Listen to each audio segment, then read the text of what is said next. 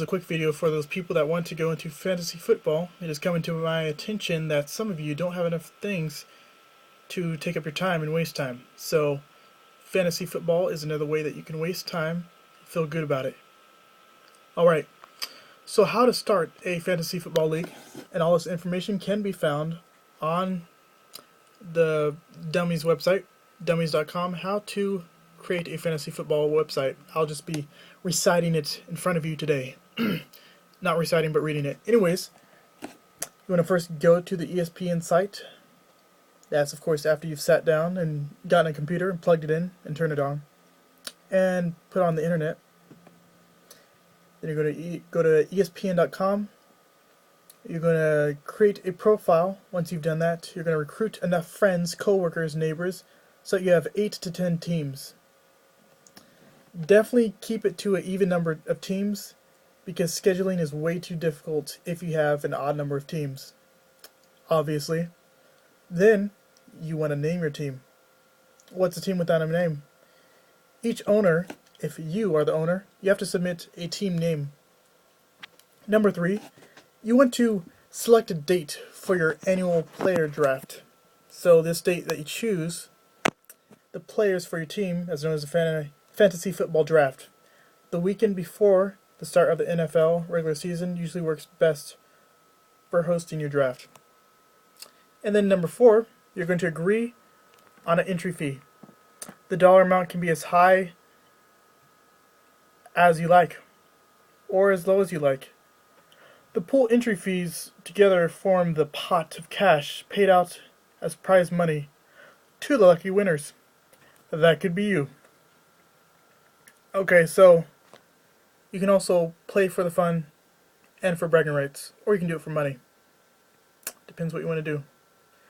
But remember, your first order of business after setting up your league is to appoint an almighty commissioner.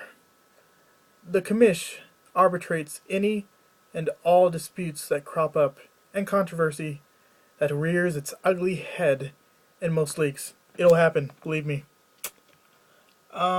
Okay. Once the commissioner is in place, draw up a set of written league rules. Feel free to customize the rules to the way that you want it, or to the standard fantasy rules of football. The goal is to minimize disputes during the season while still keeping everything fun. Because who wants to play fantasy football if it isn't fun? Here are some rules that you are able to copy on your own or customize as the league commissioner. Scoring. For scoring, you can select how many fantasy points a player gets for each action: yard gained, touchdown, reception, etc. Playoffs.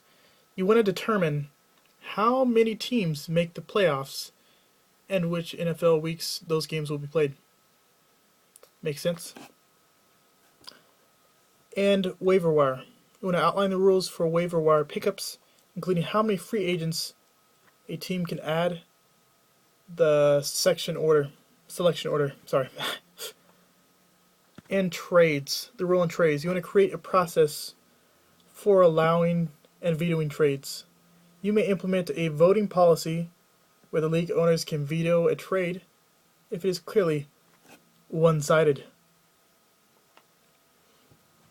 Alright, so after you've set up your profile, you've gotten your team together, you've made the rules, next is deciding how to track and record the statistics for your league.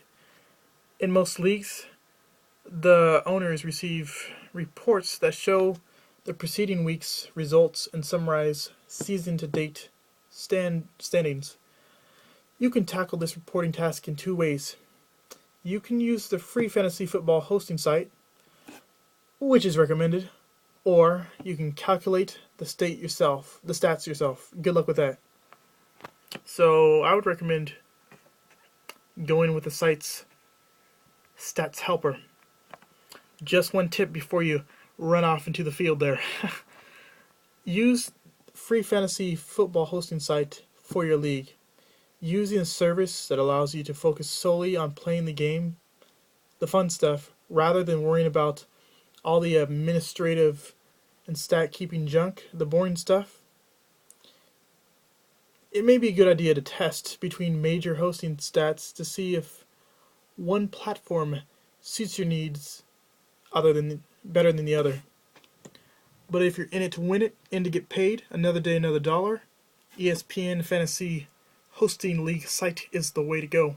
I hope this has been informative. And in this video, I will not ask for personal information. But next time,